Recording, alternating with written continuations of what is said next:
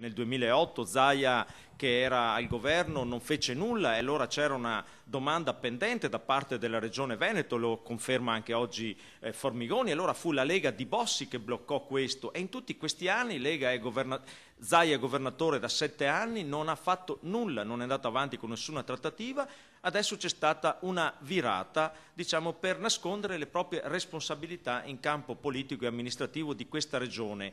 Il referendum sull'autonomia del 22 ottobre è una presa in giro agli elettori, secondo il consigliere regionale PD Graziano Azzalin. Nella sua interpretazione la Lega Nord sta portando avanti da almeno un decennio una sorta di gioco delle tre carte, continuando a promettere un'autonomia che nei fatti non ha alcuna intenzione di portare a casa. Zaia ce l'aveva già un mandato pieno, perché oltre la metà dei cittadini l'avevano votato e quel programma su cui l'hanno votato chiedeva maggiore autonomia. Il non portarla avanti è un addebito che dobbiamo fare. Oggi non dobbiamo in questa campagna elettorale fare in maniera di trovare un alibi per la Lega che non ha fatto quello che si era impegnata di fronte agli elettori.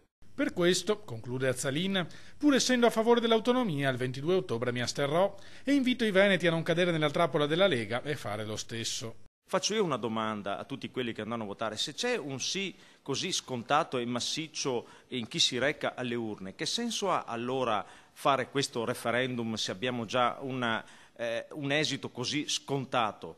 Che senso ha spendere questa quantità di risorse inutilmente?